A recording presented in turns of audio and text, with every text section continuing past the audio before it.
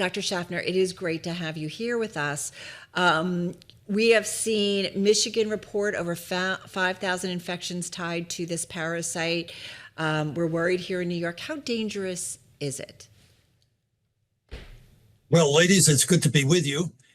We seem to be getting to the end of this outbreak because, as you were saying, the CDC's and the state health department disease detectives have implicated shredded iceberg lettuce from a particular supplier who got their lettuce from a particular farm in Mexico as the source of this parasitic infection.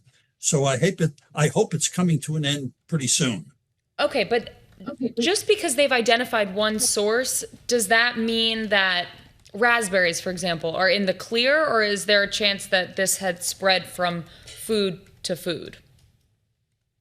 Well, what we know is what we know. And certainly shredded lettuce, which is the sort of produce that has been the source of Cyclospora in the past, has now been implicated. Whether that's the whole story, we're not entirely sure. I still think it's a good idea if you bring produce into the house, wash it thoroughly, brush it off if you can, and as the saying goes, wash it, peel it, or cook it. All right. I've got a list now of things to do. I do wonder, though, is this happening more frequently or no? Just sometimes this just happens when it comes to food production. Well, in the United States, we have local food producers, but we also have very large national distribution of food. And so on occasion, when some food item is contaminated that's nationally distributed, you can suddenly get infections that are spread over a wide swath of the country. Back in the old days, 1930s, 40s, and 50s, when most of the food was locally grown and used, foodborne outbreaks were more localized. Now that we have widespread national distribution, often from international sources, indeed, you can get foodborne outbreaks that are spread over a much larger geographic area and involve more people. It just felt like this one was in the headlines more. I felt like, usually in the summer, I don't avoid certain fruits and vegetables.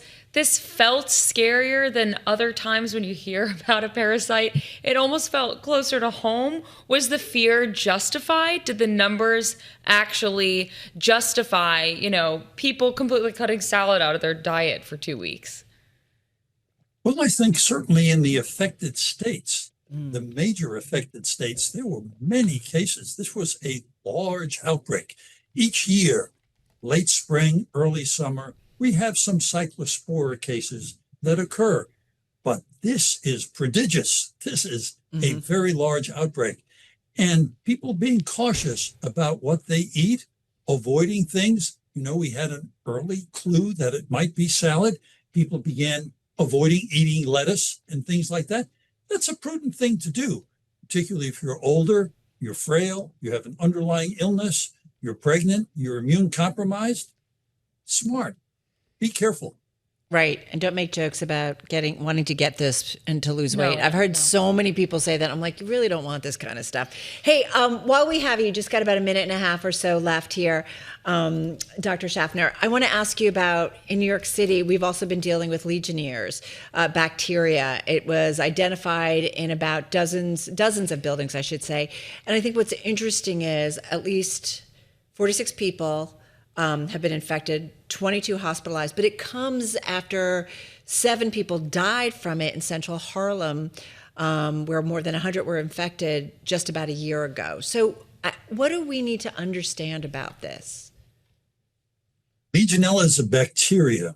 It comes to us from water sources, and in urban areas, the air conditioning cooling towers that are on the top of large buildings have been known to be the source.